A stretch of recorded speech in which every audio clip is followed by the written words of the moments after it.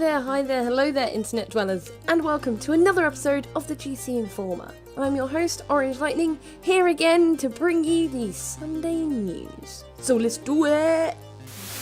Who likes free games, or at least playing things for free for a period of time? A popular trend for developers is to stick their game on a free weekend, see how well it does, particularly those that are still in development or early access, and the latest one to hit this is going to be multiplayer FPS Squad. A game with a relatively high price tag normally of about £30, I think, if I read my Steam correctly, will be having a free weekend from this coming Thursday. The game totes a 50 versus 50 multiplayer, focusing on combat realism and encouraging players to communicate and come together as a team, something many people could work on, including me.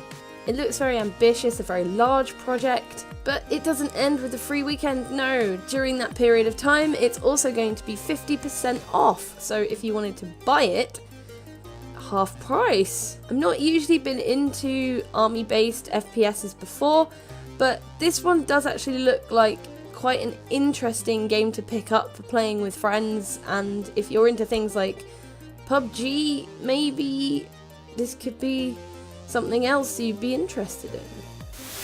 So one of the more controversial news stories of the day, IndieGameStand, a small website dedicated to selling digital keys of PC games, is being exposed for illegally reselling the games given to them by developers. This all comes from a developer named David Stark, who believes that he has substantial evidence to prove that this has gone on, and as you can imagine, it is now escalating, and I can predict that over the next few days we'll see other developers coming out with similar stories. So the tale goes that IndieGameStand closed for maintenance earlier this year, and then after weeks, months started to go by, showed no signs of reopening and kind of just vanished off the face of the earth. What's concerning is that a lot of developers and customers alike were kind of left hanging, and that people who had bought games couldn't actually then access anything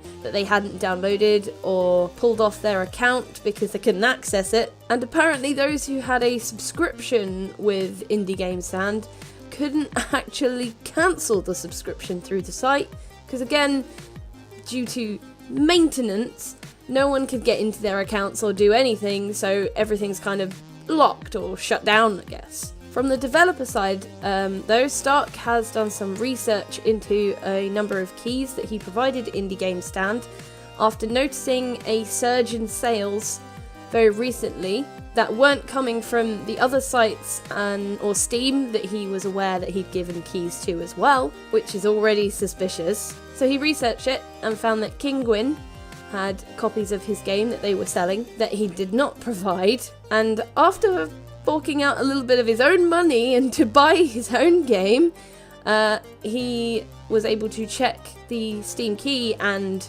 Bob's your uncle, it's one of the ones that he had provided IndieGameStand. So opening it up, looking into it in a broader scale, he was able to see that a vast number of keys that he had provided to IndieGameStand were the ones that had been recently activated. Could people have been holding onto the key? It does happen. I myself have a bunch of keys on Humble Bundle that I haven't activated, either because I already have the game or can't be bothered. So there is the possibility that some people just haven't activated it, but the scale we're talking about is about 100 keys, so maybe not that many people, I don't know.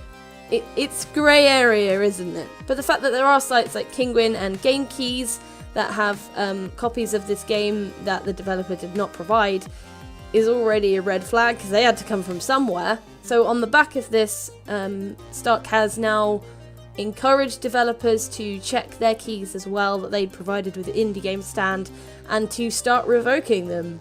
Dark times, indeed dark times. Over to something a little bit brighter now. Blizzcon has been fully underway for the last couple of days, and Blizzard have not disappointed and released a number of game updates and news for everyone. they have been very busy. If you're a Blizzard fan, you already know a lot of what's come out, but I'll just do a quick run through of some of the biggest things. So, StarCraft 2 is going to become free to play in a couple of weeks. I think it's the 15th of November. I will have to check. It is the 14th of November, probably 15th for me. Sorry. Of course, World of Warcraft was up in the announcements. They have their new expansion revealed. Battle for Azeroth? Who knows with these words? But also they are bringing an official vanilla world of Warcraft servers, something that I know a lot of people have been asking for quite some time now. People that don't want all these expansions and just want vanilla Warcraft. Well, it's coming, it's finally happening, so there's something awesome for you people who have been really wanting this. Overwatch have shown more on their new hero Moira, who's going to be a hero support class with a big old healing beam. She seems to be a more dedicated healing but also hurting hero, so whilst her beam can heal, it can also injure. She also has biotic orbs that she can throw into the fray and a fade ability to get her out of some tight spots. She looks like a really interesting hero and perhaps something that a lot of support players will be really excited to see because, you know, the attack damage on her will be higher than some of the other support players already have, potentially. So you can do the doonge as well as doing the heals. Overwatch is getting a new map as well, which is called Blizzard World. And so it's a map that's going to be based around Blizzard itself, which that's really cool. I'm still terrible at Overwatch, but the more that gets released on it, the more interested I do get. And finally, Humble Bundle has now ticked over into its November monthly bundle, but the front runner for this month is H1Z1 and 2 in-game Trickster crates, try and say that fast, which I believe are one of Count Fracula's favourite things and a loot box type thing that you have to pay for. But I think you know what you get in them, so slightly better, I guess. But even so, this is a very interesting choice as a lead for the month because, as far as I'm aware, this game hasn't had the greatest reception. Looking at reviews on Steam, it is very mixed, very up and down. It's kind of a Marmite game, I guess. You either really like it or you just know. But the type of game it is a sort of battle royale, last man standing sort of thing, and considering the success of PUBG, I can see why it's probably slipped. But, you know, if I get it in my Humble Bundle, maybe I'll check it out, maybe I'll have a look.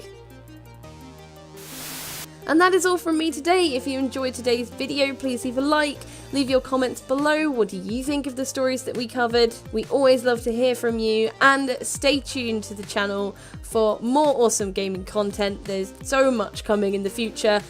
I can't even begin to tell you, but there is a lot of stuff being worked on. And if you can't get enough of me, for some reason, don't know why, you can check me out on Orange Lightning Playzone on the YouTubes, and on Twitch as well under the same tag, and on Twitter under OrangeLightPZ. So, take care for now, enjoy the rest of your weekend, and I'll see you again real soon. Bye!